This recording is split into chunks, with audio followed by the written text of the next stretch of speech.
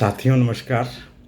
जैसा कि हम पिछले उसमें चले आ रहे हैं, लगातार कुछ न कुछ डालता रहता हूँ। सबसे पहले आप लोगों को मैं धन्यवाद देता हूँ, और क्योंकि आप लोगों ने बहुत से व्यूज़ दिए हैं, बहुत सब्सक्राइब किए हैं, इसके लिए मैं बहुत ही आपका शुक्रगुजार हूँ।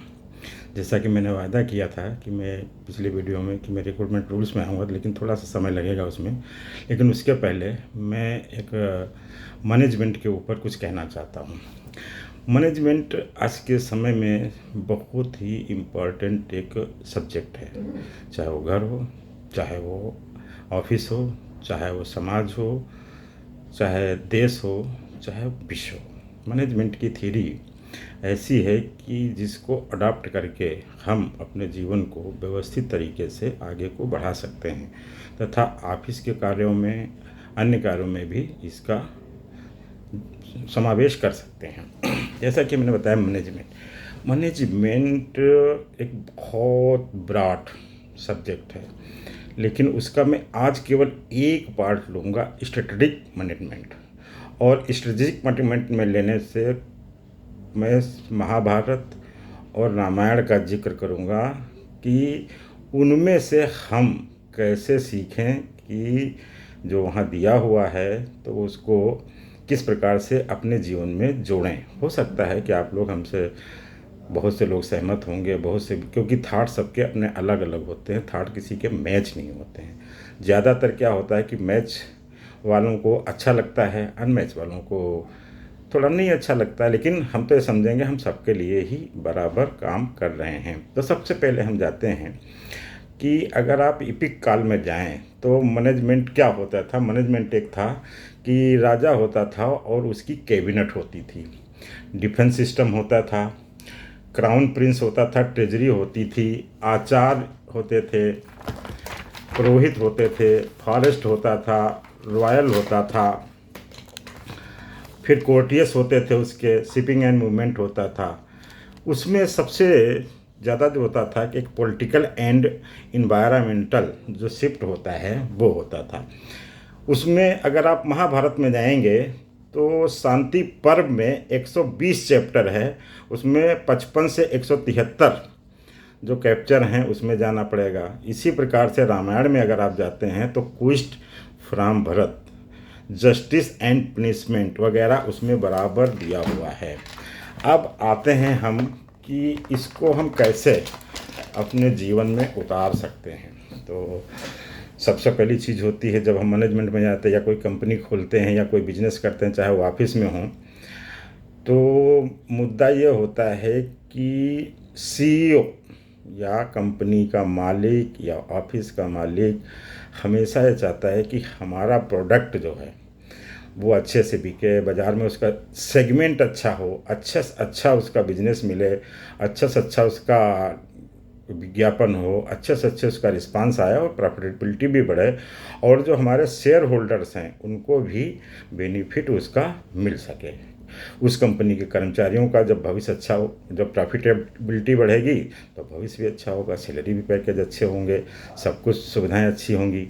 तो ऐसे में अब हम सबसे पहले जाते हैं रामायण काल में। रामायण काल में अगर आप आइए तो सबसे शुरुआत में देखिए कि जब यज्ञ के लिए बहुत बात होता था तो गुरु वशिष्ठ आए थे और राजा दशरथ से बोले कि हमको आपके बच्चों की सेवा चाहिए। तो सबसे पहले वो भरत और शत्रुघ्न को ले गए।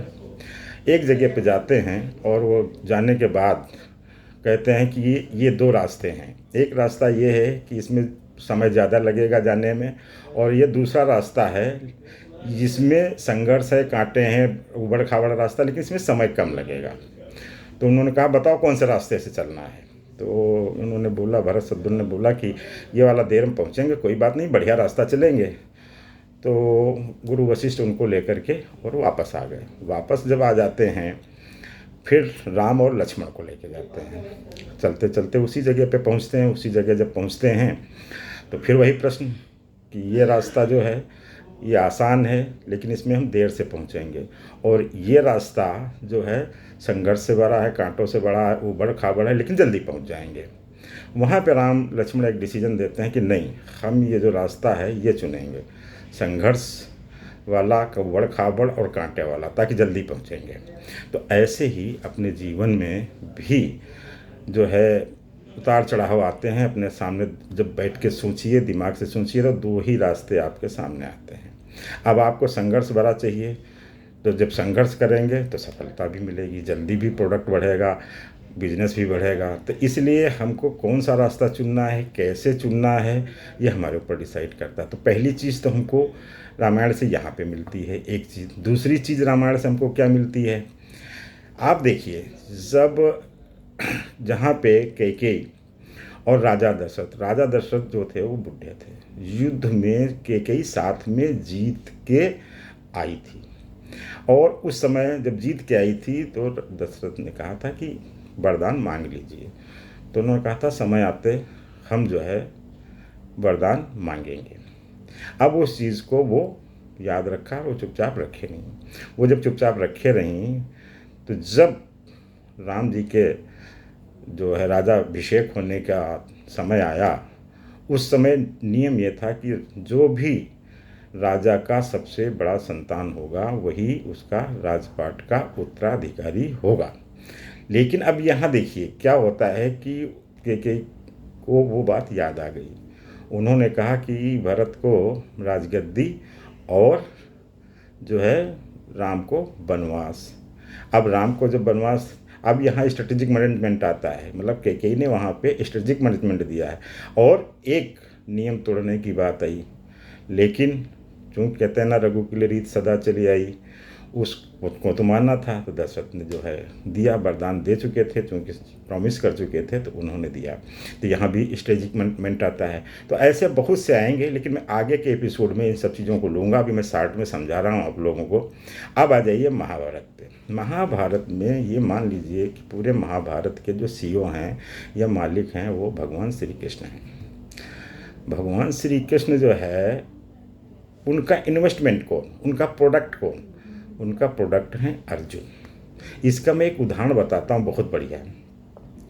जब जयद्रथ ने जो है अभिमन्यु का वध कर दिया था, तो प्रण लिया अर्जुन ने कि मैं शाम होते तक अगर उनको मार नहीं दूंगा, तब तक कि मैं जो है, अगर शाम तक नहीं मार पाया तो मैं अपना शरीर त्याग दूंगा। अब सबसे बड़ी बात आई, कृष्ण जी ने भी सोचा भाई उनका प्रोडक्ट है, समझिए प्रोडक्ट कौन है। अगर प्रोडक्ट ही खत्म हो जाएगा तो सारा महाभारत ही खत्म हो जाएगा, और जब सारा महाभारत ही खत्म हो जाएगा, यानी यहाँ समझिए मैनेजमेंट का थियरी समझिए कि हमारा जो प्रोडक्ट ही खत्म हो जाएगा तो हम करेंगे क्या, तो उसको बचाना कैसे। ये यहाँ पे देखिए स्ट्रेटेजिक मैनेजमेंट जो है कृष्ण जी ने अपनाया, और उन्होंने क्या किया, शाम ना हुई लेकिन फिर भी अपने योग माया से उन्होंने अंधेरा कर दिया। उसको लगा कि अब अंधेरा हो गया, अब तो मुझे अर्जुन मार नहीं सकता है, और वो बाहर निकल आया। और जैसे ही बाहर आता है भगवान श्री कृष्ण, फिर जो है धूप कर देते हैं, दिन कर देते हैं, और वो अर्जुन अपना बदला ले लेते हैं। उनका प्रोडक्ट जिंदा रहता है, उनका प्रोडक्ट जिंदा रहा, इसका मतलब वो अपने स्ट्रेटेजिक मैनेजमेंट में कामयाब रहे।